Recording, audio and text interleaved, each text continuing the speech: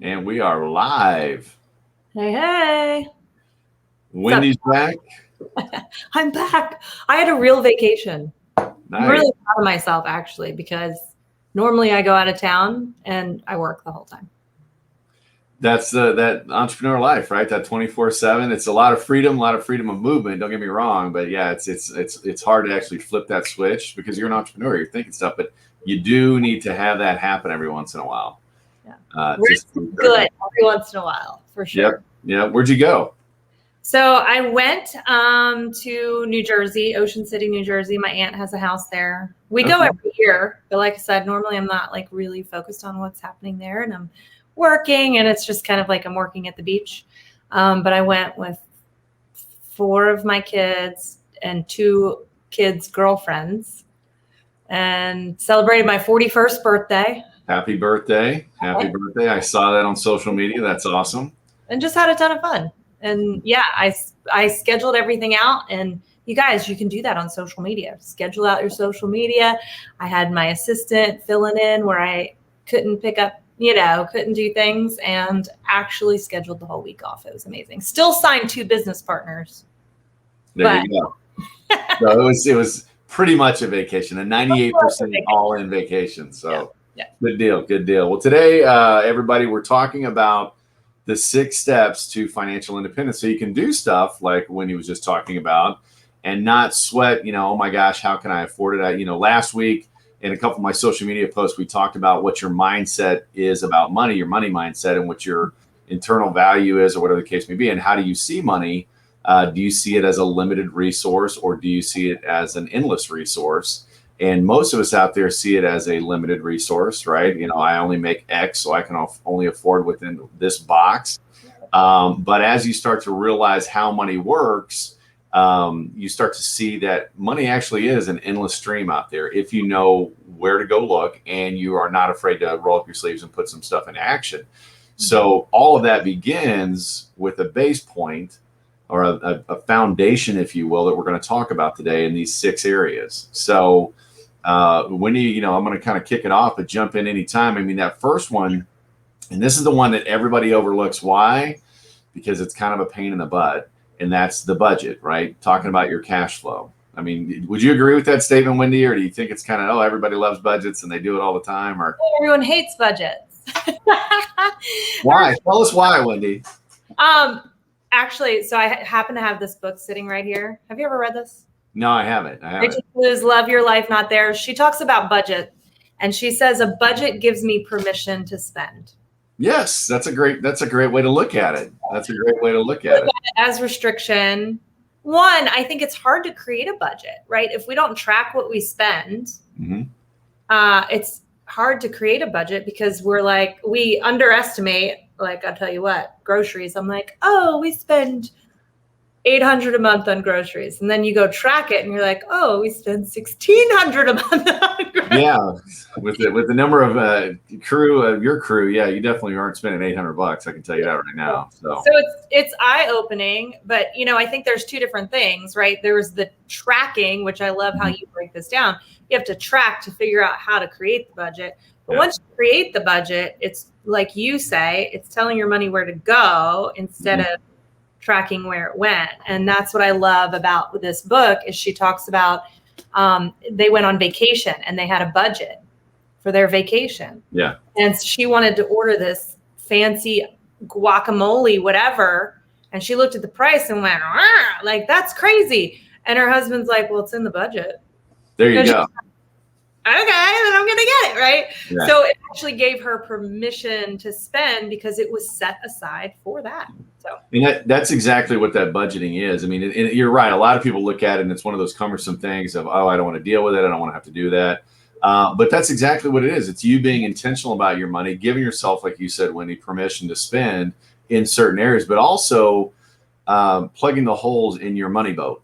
Okay. And what I mean by that is most of us, when I sit down with our clients and go through that budgeting piece, because that's one of the areas we look at, most people I talk to don't actually have a budget. And if they do have a budget, it's one of those reactive things where they're not telling their money what to do. They're keeping track of what they've already spent. Mm-hmm. And that's not really a budget. A budget is all about, being intentional about the money and laying out, okay, I'm only going to spend X, Y, Z areas. And there's a lot of great tools out there that make it so much easier now.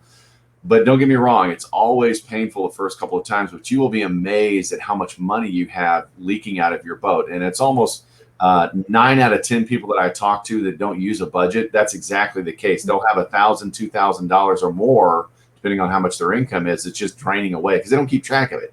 I just make the money and I keep spending it and I can't seem to get ahead financially. And what's happening is you're letting all that money today run away from you. And so you go down the road to your retirement years and you don't have what you need or whatever the case may be because you've already spent that money when you were younger, right?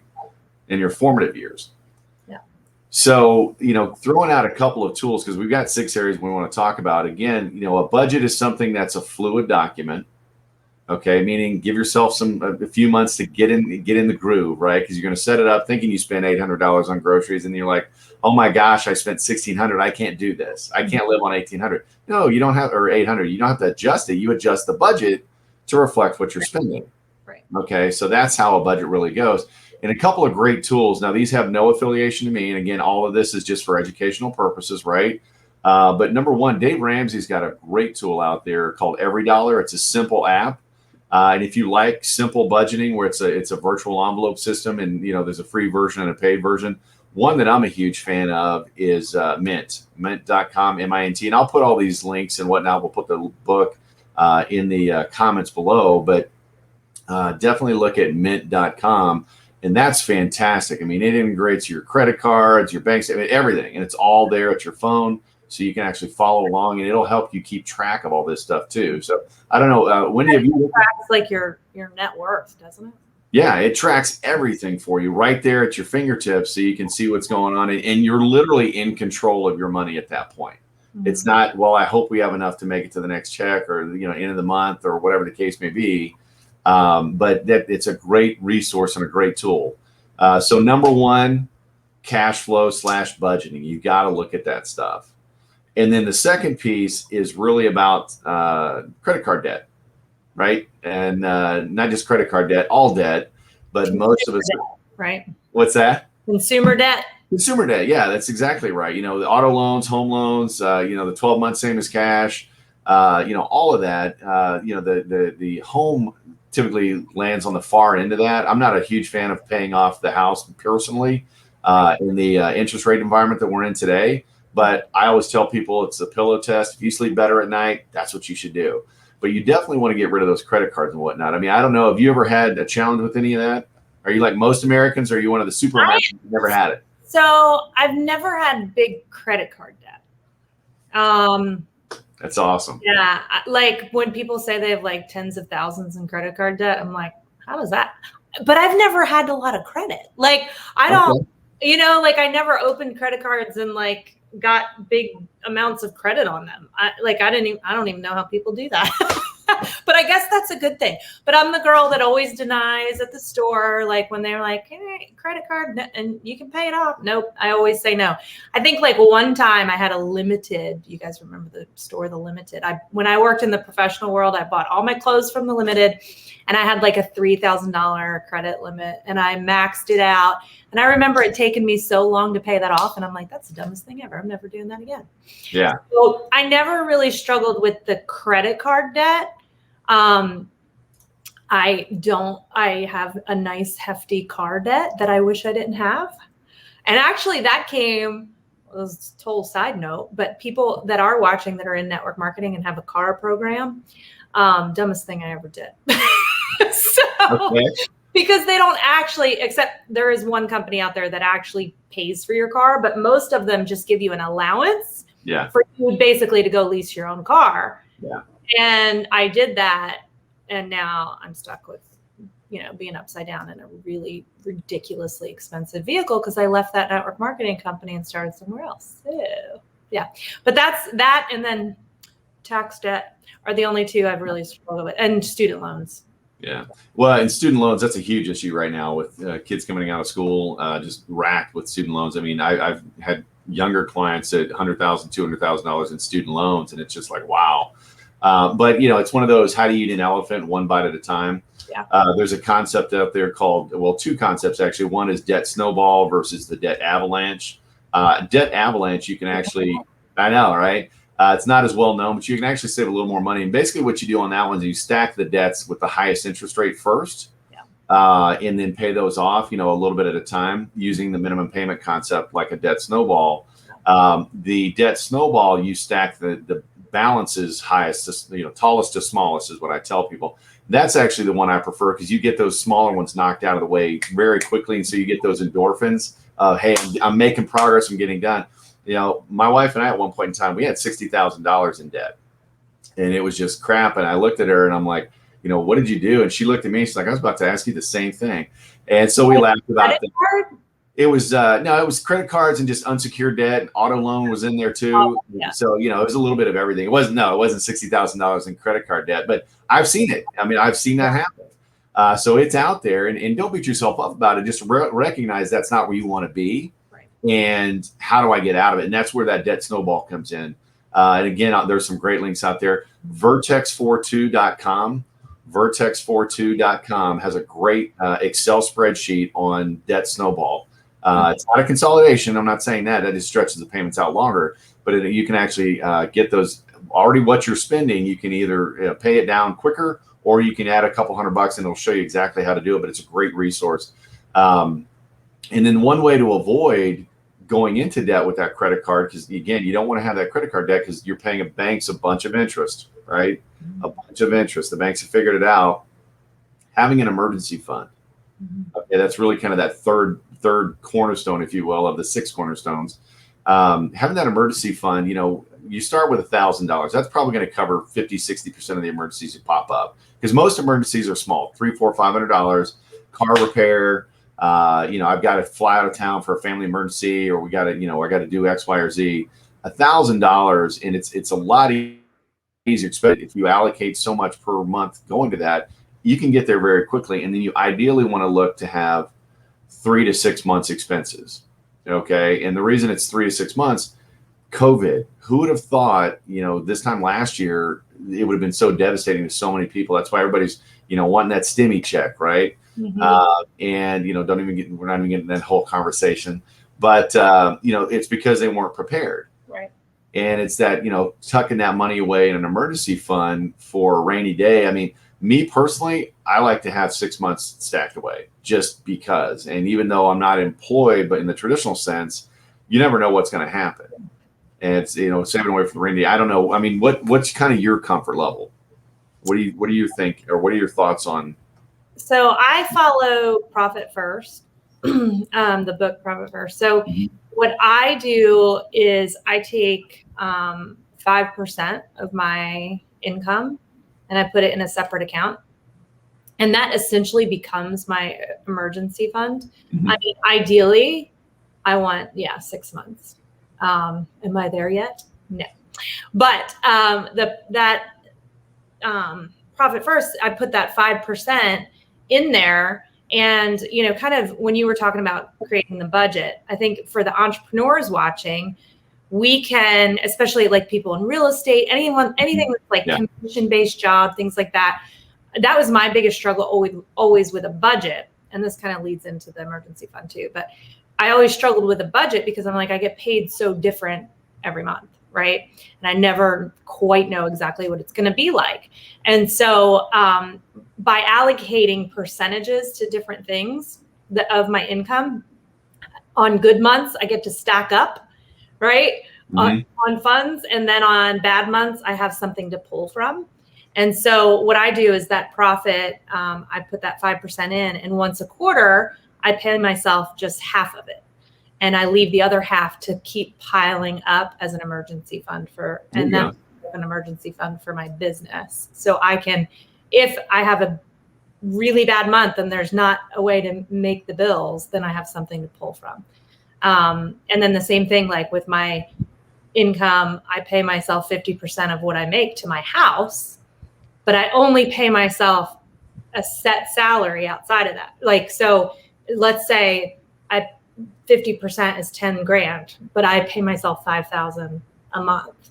Yeah. So I almost have 2 emergency funds, one for my business, one for my household, because I would only transfer that 5,000 and the other 5,000 sits in there. Right. Yeah. And then next month, let's say I make 8,000. Well, now I transfer 5 and I still have 3 more. So now I've got 8,000 in here. So that's kind of how I do it. Yeah, no, it works as long as you're allocating, enough for your income, your taxes, and everything else, your profit, things like that. It's perfect. And that's the thing about this, guys and gals. It's flexible.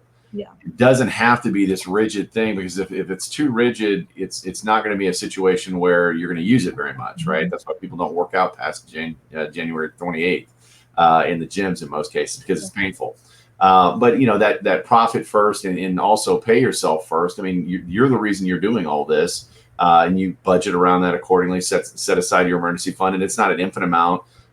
Pay off those debts to get that that proverbial monkey off your back. But on the emergency fund, I want to be crystal clear too. It's not 3 to 6 months of income. It's 3 to 6 months of expenses you're covering with that income. So it may be actually lower if you're making $7,000 a month, for example, but your expenses only total up to $5,000. And really, if you looked at it, because what happens if you have a job loss or something like that, everybody tightens the belt, right? Okay, we're not going out as much. We're going to stop eating out so much. I mean, your own personal budget. It may only, that may go down to $3,500 or $4,000 per month. And so you'd look at, okay, well, if I can do $4,000, that's comfortable. I'm not sitting in a cardboard box with a candle. Then 4,000 times 3, that's 12,000. Or if you go 6 months, that's 24,000, even though you may be making a lot more than that. So, right. Again, all of this, what this does, guys, this takes that money stress off of you so much. I mean, I can't stress that enough. I remember back in the day when I was living check to check, when I was younger, trying to make it work, coming up, and had no clue how money worked, and this, that, and the other. And nobody teaches us this stuff in schools. Right? They just don't. I don't know why. Well, I think I know why, but again, conversation for another day. You got a whole new program for all those things. I'm telling you how the government and banks are trying to control us, right? Or keep their thumb on us. Conspiracy 101. But really, it goes back to you being able to control your life and live that life you want. So much less stress is going to result in healthier relationships, a healthier you, and things like that. And it's all because you want to set some money back. And I'm talking your safe money, right? I'm not talking about your investment money, your Bitcoin money, or anything like that. We'll get to that. But it's one of those that this is just money sitting safely aside in a money market account or whatever, where you're not going to lose it. Some kind of account where you've got that safety net. So that's the emergency fund piece. So number 1, cash flow budgeting. Number 2, get that debt paid off. Number 3 is the emergency fund and making sure you have, $1,000 in 3 to 6 months of expenses set back. Number 4, and this is one of the things that's really overlooked, and that's the protection piece. And I'm talking life insurance, but not just life insurance, long-term care, disability and things like that. And, if you're not employed by an employer, you're, 1099, like you were talking about a realtor, that is something that's overlooked so many times. It's like, I don't need that. I'm healthy. I'm young. It's not so much that. You're trying to protect your assets, right? For your family and things like that. And that's where, a lot of people look at, the different types of insurances out there for life insurance and things like that. And everybody's got their camp, right? Term only and da-da-da-da-da, and permanent insurance is horrible. And you got, why would I ever want to pay for something and not get anything out of it, right? That's the permanent person. So there's a time and a place for everything. And your total strategy should include a little bit of all the above. Okay, because they all have a different need and things like that. This is one of those that gets overlooked, especially by younger entrepreneurs and things like that, up and coming families and things. I mean, people get that insurance on their $1,000 Apple iPhone, but they don't get life insurance. I'm just like, what are you doing there, right? Or you've got business owners that depend on them for the income, but they don't have any kind of disability insurance, right? So if you get hurt, the business will shut down. But hey, it'll work itself out, right? I'll just tough it out and make it to work anyway. So those are the things you've got to think about. I don't know. What are your thoughts on all that? Yeah, I mean, I've done the life insurance always, but all the other stuff, like I mean, you and I need to talk because I don't have disability. That's the point. And I have like residual income, passive income, but then there's the whole chunk of money that I make because I show up. So Yeah. it's something I haven't really thought about. So need to give more time and attention. But I'm really excited because I'm studying and I know the difference now between all the life insurances. So there you go. Well, I mean, and that's the thing. It's such a foreign world out there. And our company, we do life insurance, we do investments and all kinds of stuff. But it's one of those things until you actually sit down with somebody, have them explain it to you. And that's why we've talked about having your team in place, right? Mm-hmm. You need a money person or whatever, an insurance person or whatever the case may be, as part of your team.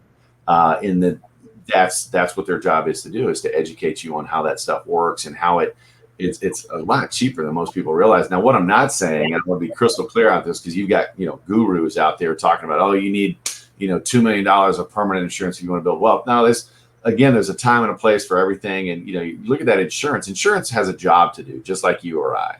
Right? Insurance, when you step out, it steps in to take care of your responsibilities, whether it's your family, your employees, or whatever the case may be. That's its role. And for pennies on the dollar, you can make sure that that's covered. And it's, part of the business expense, talk to your tax provider and all that stuff, how that works. But that's one of the things that it's such overlooked, especially with those entrepreneurs, business owners, excuse me. And, even 1099, I count 1099 as business owners because they're independent contractors, whatever, same thing. They're solopreneurs, whether they want to admit it or not. But it's just, again, such a critical piece.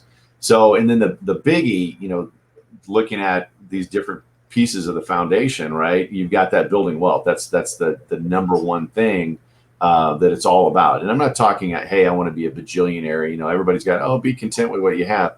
It's your own personal journey. Right. What is great for Wendy and can give you that financial independence. And it may be, hey, John, I just need $3,000 a month to be financially independent. Mm-hmm. What can I do to set that up? And other people are like, oh my gosh, how do you get by on only $3,000 a month, right? Mm-hmm. So it's a wide range out there. That's why it's so critical that you get your individual plan. But there are so many things out there. And a lot of people get intimidated by all what I call the noise that's out there. You've got all the currencies going on. You've got Forex. You've got the traditional stuff. You've got, new stuff. I mean, it's crazy with all the different choices that are out there. And I mean, we could literally make 7 or 8 episodes of this show just talking about that. But, it's critical that you don't let it intimidate you and figure out a way to build wealth. And don't just take one strategy. Right. Most of us, what do we do with our money?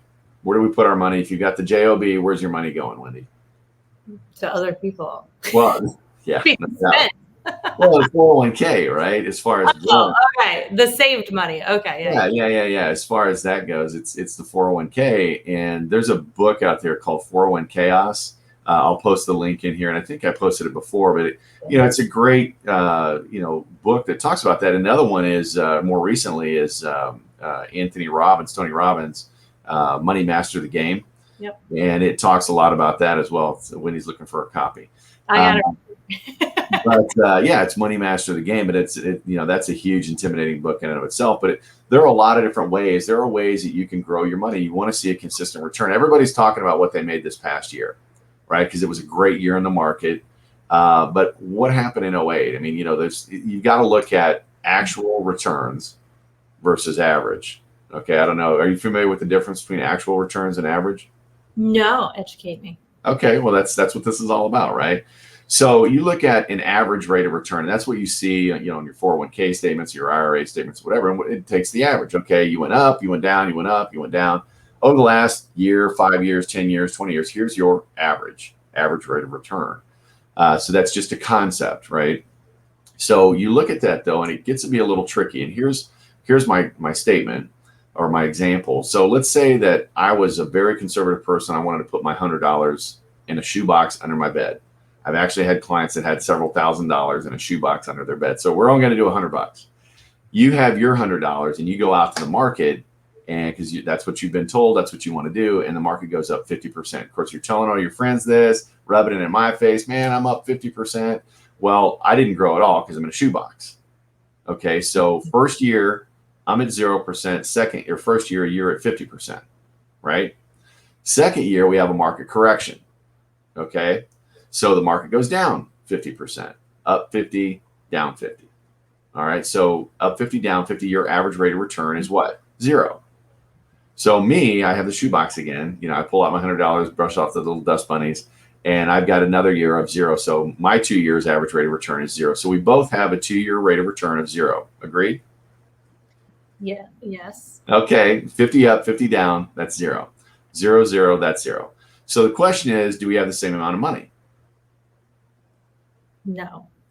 Okay. And that's correct. Most people say, yes, we do. Because a 50% growth and a 50% loss does not equal 0. So that's right. Well, the money doesn't, but the average rate of return. Money doesn't, right. Yeah. Because what happened is your money actually went up to $150, right? Right. And then a 50% loss of 150 is 75. Yeah. So I've actually, but if you look at the average rate of return, that's why you want to look at the actual rate of return. Yeah. Okay. Because it's so important. And most people just kind of, oh, okay, well, hey, I'm doing great. My average rate of returns, whatever. But if you start looking at the actuals, it's actually a lot worse than what's going on. And that book talks about that. It also talks about, the fees and stuff like that are kind of buried in there that most people don't account for. So it's something you want to look at. Again, that's why you've got to have your money team in place. And I don't care if you're making, $100,000 a month, $100,000 a year, or $100,000 every 2 or 3 years. You need to have some people you're going to learn about money in different aspects. Okay. Mm-hmm. And then lastly is that legacy plan. And this is something that, it's one of those things we all know it's important. We all plan on getting around to it. And that's, part of that is that family will. Now, I'm not an attorney. I'm not giving legal advice. So again, this is for educational purposes. So make sure you talk to an attorney or whoever. But a will leaves that set of instructions behind. Mm-hmm. And of the families I've spoken to, and I speak to a lot of families, I would say 1 or 2 out of 10 will have a will in place. And they all kind of, what's that? Not to call out my parents, but I asked my dad if he has a will, and he said no. And I'm like, he's 65 years old, and they have a lot of assets. They own several homes, and I'm like, dude, you gotta. Well, that's the point, because what happens is money makes people crazy, right? I mean, every family I've talked to, there's always been that cousin or whatever that goes off the rails because they didn't get X, Y, or Z because there was no will or whatever, or people get left out, and it becomes a big fight. And what happens is the attorneys end up taking the majority of the assets and legal fees. Yeah. And so nobody wants that. And so that's where a will is so good. I don't care if you've only got a few $1,000s. You can set up a will. I mean, you can go to an attorney. You can go to LegalZoom.com, not affiliated, but again, it's a good resource. There's different groups out there. I think Legal Shield or Legacy Shield, those are a couple agencies that are out there as well. That it's so critical to get that will in place. And you can do it. I mean, an actual will for, 40, 50, 60 bucks just to have something in place. And that's something you want to get updated every once in a while. Now, what that will not do, no pun intended, is protect you against something called probate. Mm-hmm. Okay. And probate is basically the state coming in. You can Google this stuff. The state coming in and taking a portion when you transition property or assets from one generation to the next. And that's where you start getting into wills and trusts, wills combined with a trust to protect those against that probate, because it can end up being a very costly event when you're transitioning things like that. And that's where, having that cohesive plan, looking at your goals holistically, that's where you start making some big headways. I mean, because if you look at just any one of these areas, hey, I know I should be putting all this money away, but I can't really afford to. I hear that a lot. Okay, that tells me you're not focusing on number one, which is the budgeting piece. Mm-hmm. Okay, I don't care what you're making. You can afford, if you're making over 30 grand a year, you can afford to save some money, period. Mm-hmm. Okay, if you've got a budget in place. Mm-hmm. The second thing is, okay, well, I can get started later. I've got all the time in the world. You never know, right? Mm-hmm. Or I'm 65. That's the new 30. I don't need a will, right? You never know. Mm-hmm. And so that's where, things start coming into play of, hey, let's get these pieces of paper in place and you don't have to worry about it. And then that proper protection piece too. A lot of, farmers that I work with here in Tennessee, they've got generational property where they have to end up selling a big chunk of it off to pay the taxes when they go to transition from one generation to the next. And that's where partnerships with, attorneys and things like that start coming into play for you as the individual, because you want to make sure you have these in. But if you're not working with somebody kind of walking you through those 6 pillars of financial independence, you're never going to get there. You're never going to get there. It's like a 6-cylinder engine and you're only firing on 3 of them. And it's just like anything else. I mean, like, we all need accountability. We all need, because it's so easy to put things like out of sight, out of mind. Yep. You know? And having those right people in place that are around you that can go, hey, let's get on this, right? Because I'll tell you what, I'm a pretty organized person. I've got a lot going on. I do a great job at a lot of things. But when it comes to money, I mean, y'all probably heard me say it before, but like, I did not have the right people in place. I made a lot of mistakes, and now I'm paying for it, right? Yeah. Literally. I'm shelling out thousands to get people to fix it. Yeah. And now, but it also feels good. Like, I have a bookkeeper now that's on top of it. And she's like, Wendy, you know, I need this, this, and this, like, you know, and keeps on me, because for me, I'd rather focus on what I'm good at. And I think you even said this to me, because I was a little depressed a couple of weeks ago, going through all this stuff and trying to pay for my past mistakes. And it's hard and it's embarrassing, you know, because it's like, it's tough. But my IRS attorney and you both like helped me like go, you know what, I don't have to be great at this. I just have to have the right people in place, because I'm great at a lot of things, right? And I can be focused on what I'm good at, focus at my area of genius, and allow people to help me where I'm not strong, because none of us are strong everywhere, you know? And it takes a lot of, I think, maturity and growing up, like, to go, okay, I'm not great at this, and I need to put the right people in place. Well, and again, you're dead on. You're not alone in that. And, you know, just even the struggles you're talking about, you're not alone in that. There are people out there that, you know, are sweating money. They're worried about how they're going to get their bills paid and everything else. And not that that's your issue, but even on the tax side, you know, that they just didn't know. And, you know, you have people try to go on the cheap and try to master everything because I'm a solopreneur or whatever the case may be. And you end up spending so much more trying to remedy the situation rather than focusing on and asking yourself, okay, what's the highest and best use of my time? Because again, if you've got the right money mindset and your money identity is, I can go out and make more money. Now I want to control where that's going and I want to minimize the loss. But if I can make more money, I'm okay with having somebody, a bookkeeper, come in and help me with my business, because I know I can spend the time I'd be doing that, doing my highest and best use. And I want to touch on something you just said. I know we got to finish up, but some people do well with operating from that place of restriction, right? And sometimes if you're a salary person, like, that's what you have to do. I realized, so go into that money mindset, that when I feel restricted, I rebel. So I've learned that I have the concept, earn my way out. Right. So I know what my debt looks like and what I need to create to breathe and have that off of me. Right. And so there's two ways, like, to do it. Right. And going back to that budget. So it's like, what do I want my budget to be? And what can I afford right now? Like, when I get to restriction mode and like, no, you can't do this, you can't do that, you can't, then I'm like, get me out of here, right? And I don't want to track it, and I don't want to I want to rebel and just do what I want to do, and then I wind up being worse off. So I have to have that mindset, just in case anyone out there is like me. Okay, here's what I need my budget to be a month. Here's where the lack is. So instead of cutting, I go, how can I earn that? Yeah. How can I earn my way out of that? And and this is a conversation for another day, but there's so many opportunities to make money.